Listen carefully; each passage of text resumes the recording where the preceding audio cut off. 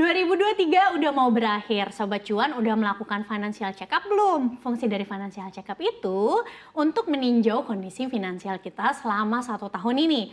Apakah pengelolaan keuangannya sudah sesuai dan berada di jalur yang tepat atau tidak? Selain itu, financial check up juga bisa digunakan untuk merencanakan keuangan yang masa akan datang atau tahun berikutnya. Karena dengan financial check up, Sobat Cuan bisa melihat posisi keuangan Sobat Cuan saat ini ada di mana. Sehingga dapat menentukan strategi di masa yang akan datang, agar bisa mencapai tujuan keuangan. Saat melakukan financial check up, kita perlu periksa beberapa hal seperti arus kas. Apakah pengeluaran lebih rendah daripada pemasukan? Yang kedua, neraca keuangan untuk cek posisi harta dan hutang kamu. Yang ketiga, likuiditas atau bahasa lainnya adalah dana darurat. Minimum Sobat Cuan harus punya 3 kali pengeluaran. Yang keempat, rasio solvabilitas untuk melihat apakah Sobat Cuan ada potensi kebangkrutan atau tidak.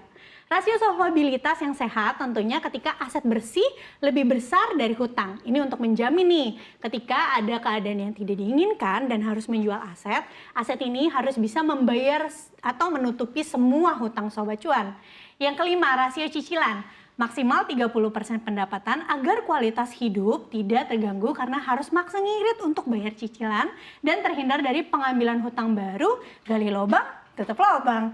Yang keenam, rasio investasi. Hari gini belum investasi, justru investasi adalah kendaraan untuk mencapai tujuan keuangan atau bahkan membangun kekayaan. Jadi coba cek apakah selama setahun ini kamu udah rutin investasi atau belum. Yuk, kalau belum, sisihkan secara konsisten minimal 10% pendapatan. Bila sudah melakukan pengecekan kesehatan, yuk bikin anggaran keuangan baru untuk menghadapi tahun 2024.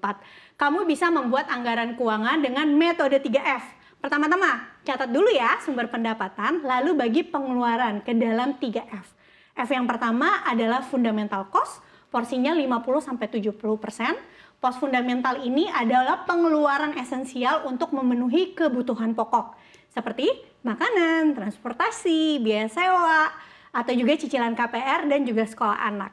Lalu F yang kedua adalah future cost, porsinya bisa 10-30%. Ini adalah pos yang perlu kamu sisihkan dari pendapatanmu untuk saving, memenuhi dana darurat, alokasi untuk asuransi, dan juga investasi untuk mencapai tujuan keuangan. F yang terakhir adalah fun cost, porsinya 10-20%. Pos ini adalah untuk menikmati hidup, happy-happy, self-reward. Kalau kamu sudah membagi pengeluaran sesuai dengan posnya, dijamin kamu nggak akan ngerasa bersalah lagi ketika menggunakan uang untuk happy-happy karena pos fundamental dan pos futures-nya sudah terpenuhi.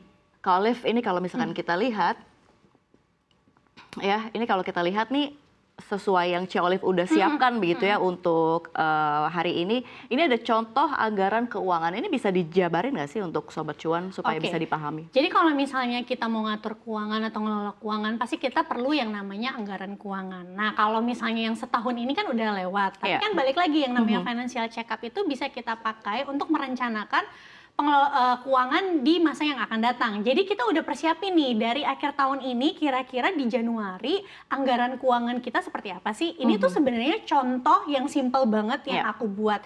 Jadi kalau kita ngomongin anggaran keuangan, udah pasti di dalamnya itu ada unsur pendapatan, berapa pendapatan kita, dan pendapatannya itu harus ditulis dengan detail ya. Jadi misalnya, Sobat Cuan nih kerja kantoran, ada pendapatan tetap, tapi punya juga side hustle gitu ya, misalnya jualan online. Itu harus dicatat, dan kalau bisa kayak THR, bonus, itu juga harus dicatat.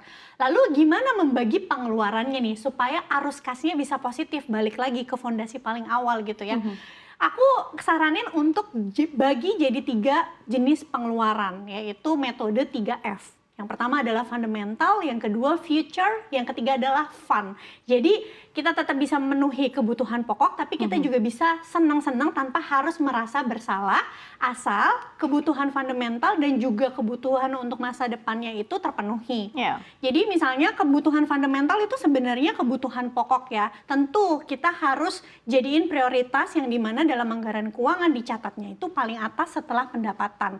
Ya seperti apa? Makan, groceries, transportasi, kontrakan. Kalau KPR masuknya di mana? KPR masuknya juga tetap di fundamental karena ini pengeluaran yang wajib kan. Ibaratnya kalau kita nggak bayar nanti rumahnya kita nggak bisa tempatin lagi dong. Oke.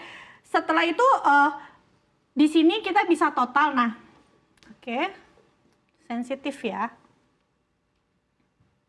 Ya. Oke, di sini kita total. Nah, mungkin kalau misalnya Sobat Cuan yang tipikalnya sukanya pakai persentase gitu ya dari pendapatan, kita kira-kira pengeluaran fundamental ini sebaiknya berapa persen sih? Nah, pengeluaran fundamental ini bisa 50-70% tergantung berapa banyak tanggungan atau berapa banyak cicilan yang Sobat Cuan punya. Tentunya kalau ada KPR nggak mungkin kan kita paksain pengeluaran fundamental tuh cuma 50% dari pendapatan. Jadi maksimum bisa 70%. Lalu selanjutnya adalah pengeluaran future. Ini yang tujuannya itu untuk masa depan gitu ya. Yang pertama udah pasti dana darurat. Oke. Yang pertama udah pasti dana darurat. Jadi Sobat Cuan yang tadi Safira sempat sampaikan makan tabungan. Berarti kan dana daruratnya udah banyak kepakai. Yuk tahun depan kita fokusin lagi untuk nyimpen dana darurat supaya posnya ini penuh lagi. Ingat minimum adalah 3 kali pengeluaran. Oke, 5% deh dari pendapatan per bulan alokasiin untuk menuhin dana darurat lagi. Selanjutnya adalah asuransi. Kenapa saya tulisnya asuransi jiwa, Safira? Karena biasanya kalau BPJS sama asuransi kesehatan untuk karyawan kan udah ada ya. Iya, udah dapat ya. Iya, jadi paling enggak kepala keluarga atau tulang punggung keluarga bisa fokus sama asuransi jiwa. Selanjutnya adalah investasi. Investasi ini baik itu untuk dana pendidikan atau dana pensiun, apapun itu tujuan keuangan dari Sobat Cuan. Ini porsinya bisa 10-30% pendapatan, tergantung balik lagi sama berapa besar tanggungan Sobat Cuan. Tentu kalau misalnya Sobat Cuan gak ada cicilan kan porsi untuk investasinya bisa lebih besar ya. Yang terakhir adalah fund. Yang penting jangan lebih besar di sini nih ya. Iya. Di fund. Harusnya ya. Harusnya ya. Tapi ya balik lagi kan standar hidup orang beda-beda ya, nggak apa-apa juga. Betul. Yang penting jangan lupa untuk future-nya. Iya. Gitu.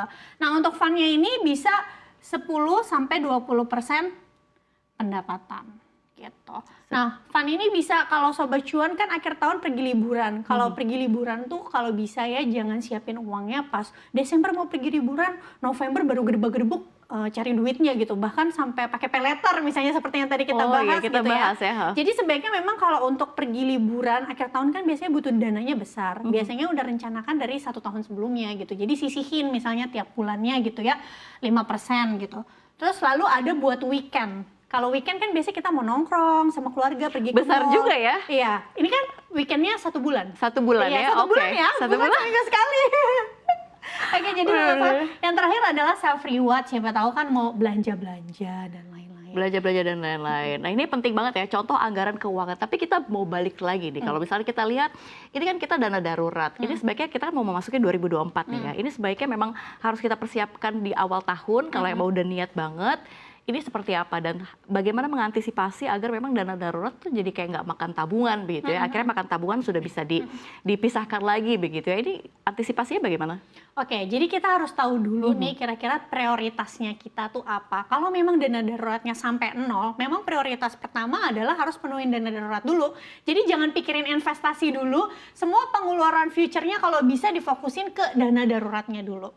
Karena apa? 2024 kita nggak tahu ya, apalagi musim pemilu, ketidakpastian global. Masih ada dinamika ya? Betul, kita harus jaga-jaga tahun 2024. Karena apa? Kalau kita nggak punya dana darurat, percaya sama aku, kita akan jadi gampang tergoda untuk ngambil pinjaman. Apalagi sekarang itu pinjaman itu kan gampang banget ya, pinjol dan juga paylater. Lebih mudah, tapi dia nggak sadar bunganya tuh benar-benar besar sekali. Tapi satu yang kalau kita lihat dari contoh anggaran keuangan yang Ci Olive sudah buat begitu ya, kalau misalkan mau ini lebih ditingkatkan lagi ya cari side hustle-nya lebih banyak lagi ya. Itu satu-satunya jalan keluar ya. Memang kan kalau ada pertanyaan pasti gini, mendingan hemat atau tingkatin income. Nah kalau kita hemat itu ada batasnya loh, efisiensi itu ada batasnya. Sobat Cuan nggak mungkin kan makan dari sehari 3 kali jadi sehari sekali untuk karena mau berhemat. Jadi kalau aku jarang sekali nyaranin untuk orang berhemat. Lebih baik kamu cari skill kamu, kapasitas kamu apa untuk tingkatin income-nya. Betul, setuju. Gitu. Lalu kita lihat slide berikutnya. Ini ada strategi investasi. Silakan Ci Olive. Ini banyak banget nih poin-poinnya. Ini harus di-share ke Sobat Cuan. Oke, karena tadi kita udah ngomonginnya fondasi. Terus gimana nih Ci kalau misalnya pengen mulai investasi di tahun depan. Tahun ini tadinya banyak ketakutan, tapi tahun depan mau mulai nih investasi. Yang pertama udah pasti sebelum investasi tentuin dulu goalnya. Karena kalau investasi nggak ada goal, kalian pasti jadinya investasinya tuh nggak serius gitu, kurang konsisten pasti. Tentuin goalnya apa, misalnya mau biaya nikah, DP rumah, dan lain-lain. Yang kedua, berapa yang ingin dicapai. Yang ketiga, berapa lama waktu investasinya. Yang keempat, ketahui risk profile-nya, lalu pilih kendaraan yang sesuai dan berapa yang harus disisihkan, dan cek kemampuan sesungguhnya. Ini contoh ya, di sebelah sini ada kalkulator finansial. Misalnya ini adalah dana pendidikan. Orang tersebut mau menyiapkan dana pendidikan masuk SD anaknya 3 tahun lagi, di sini 36 bulan ya. Nah, udah dihitung-hitung nih, DP untuk masuk sekolahnya atau biaya uang bangunannya itu 20 juta 3 tahun lagi. Nah, dia udah tentuin kan, dan goalnya adalah dana pendidikan, berapa yang ingin dicapai 20 juta, berapa lama waktu investasinya 3 tahun, ketahui risk profile-nya orang tersebut, ternyata risk profile-nya adalah moderat. Maka dia pilih misalnya instrumen RDPT atau emas. Yang bisa return-nya 5-7% per tahun gitu ya. Lalu pilih kendaraan yang sesuai. Nah ini karena dia risk profile-nya moderat, jadi masuknya ke RDPT sama emas. Selanjutnya adalah berapa yang harus disisihkan. Hasilnya yang harus disisihkan tiap bulan adalah 500.000 selama 36 bulan. Hasilnya itu kan hitungan kalkulator.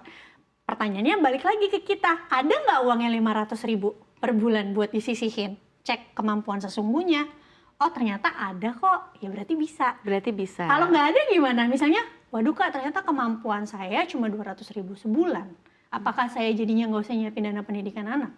Jawabannya ya enggak, tetap aja siapin gitu. Yang penting ada dulu kan. Yang penting ada dulu. Nanti kalau misalnya di tengah jalan tiba-tiba ada pendapatan baru, misalnya dari side income atau dari THR atau dari bonus, bisa dibom atau di top up. Oke, baik. Lebih besar. Tapi Joel, kalau misalnya kita lihat kan ini kondisi masih tentu sangat dinamis sekali gitu. Pasti ada gejolak-gejolak di tahun 2024. Dan kalau kita lihat memang pasti Sobat Cuan masih banyak ketakutan-ketakutan gitu ya untuk memilih investasi. Tapi yang lebih aman untuk melihat masih adanya dinamika, ini sebenarnya instrumen apa yang cocok? Oke, secara umum. Kalau Safira sebutnya yang paling aman, di garis bawahi ya gitu. Kalau ngomongin yang paling aman, mumpung sekarang suku bunganya masih tinggi, ya udah pasti kan deposito. Cuma deposito ini kan macam-macam. Ada konvensional, ada digital, ada BPR. Sobat Cuan bisa bandingin ya, kalau mau yang tertinggi memang sekarang BPR. Tapi dengan catatan harus benar-benar pilih bank BPR-nya itu yang bagus ya. Pertama harus cek kira-kira historinya selama ini nasabah withdraw seperti apa. Karena ada loh bank-bank BPR yang kita bisa deposito, tapi susah tariknya gitu. Jadi harus hati-hati. Yang kedua, tingkat suku bunganya harus sesuai sama penjaminan LPS. Sobat Cuan bisa googling lps.co.id tingkat penjaminannya berapa. Karena kalau lebih dari tingkat suku bunga penjaminan LPS, itu pasti nanti nggak dijamin sama LPS. Itu satu. Yang kedua, reksadana pasar uang. Yang ketiga adalah FR. Kalau ngomongin aman, 3 itu.